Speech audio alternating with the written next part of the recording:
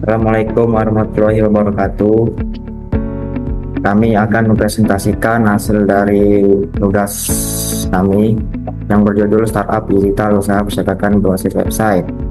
Sebelum masuk ke materi yang akan kami jelaskan, izinkan saya memperkenalkan anggota kelompok kami. Baiklah, saya sendiri Irfan Noval Yudhini selaku moderator. Saya Serpil Anies Syarani. Saya Muhammad Riko Yusuf. Oke, kita akan langsung masuk ke materi yang pertama.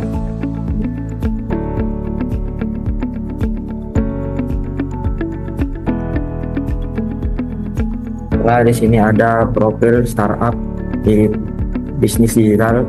Latar belakangnya yaitu perkembangan teknologi informasi mendorong terjadinya transformasi digital di berbagai sektor usaha, termasuk usaha percetakan. Namun pada kenyataannya masih banyak usaha percetakan yang menjalankan proses bisnis secara manual, seperti pencatatan, pesanan, pengelolaan data pelanggan, dan transaksi pembayaran.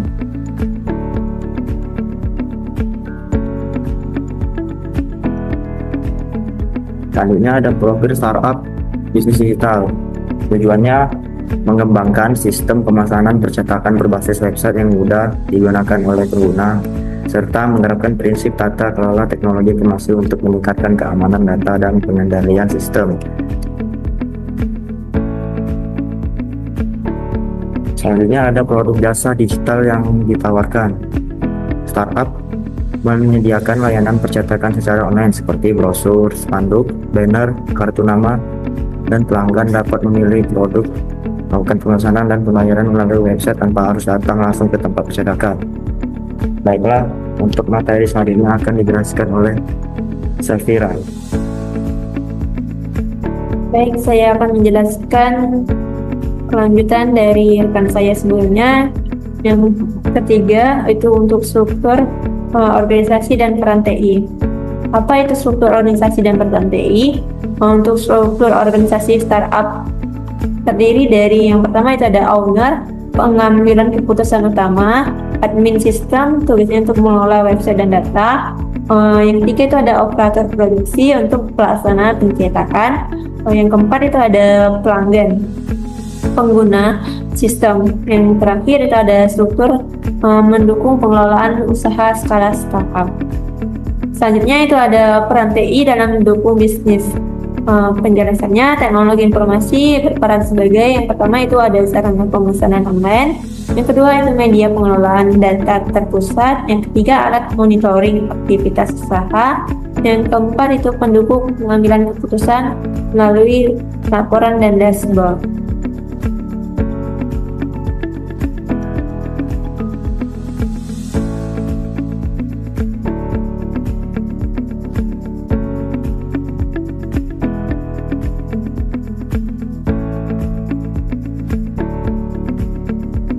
Selanjutnya itu ada penerapan tata kelola teknologi informasi. Itu terdiri dari tujuan tata kelola TI pada startup. Tujuan utama tata kelola TI itu sendiri ialah menyelaraskan TI dengan tujuan bisnis, memastikan sistem berjalan efektif, mengurangi risiko pengguna teknologi, meningkatkan keamanan dan kualitas layanan. Yang kedua itu ada framework atau standar yang digunakan. Pada proyek ini menggunakan pendekatan best practice, tata kelola TI dengan mengacu pada konsep framework COVID, meskipun belum diterapkan secara penuh. Framework ini digunakan sebagai acuan dalam pengendalian dan evaluasi TI. Berikut merupakan tampilan website usaha percetakan.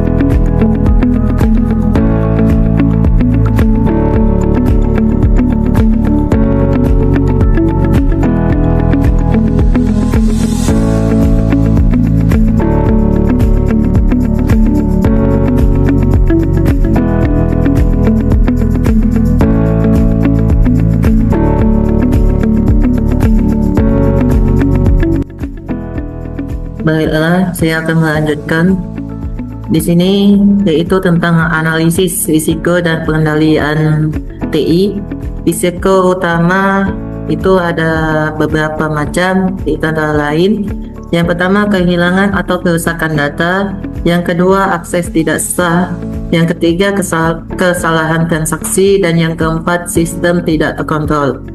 Strategi mitigasi dan pengendalian untuk mengurangi risiko tersebut dilakukan. Ada 4 macam, yaitu yang pertama sistem login dan roller user, yang kedua backup database, yang ketiga verifikasi pembayaran manual, dan yang keempat monitoring status pesanan oleh admin. Kesimpulan dan rekomendasi. Manfaat tata kelola TI bagi startup. Penjelasan. Penerapan tata kelolaan TI memberikan manfaat berupa yang pertama, efisiensi operasional meningkat, yang kedua, data lebih aman dan terstruktur, dan yang ketiga, transparansi proses bisnis. Kualitas layanan pelanggan meningkat. Rekomendasi pengembangan ke depan.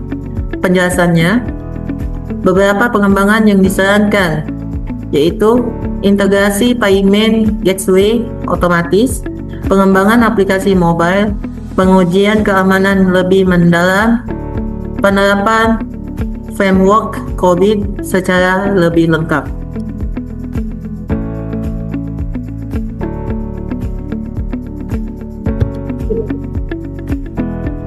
Baiklah, sekian dari presentasi kami. Apabila ada kata-kata yang salah atau yang kurang, mohon dimaafkan. Pada Allah saya mohon ampun.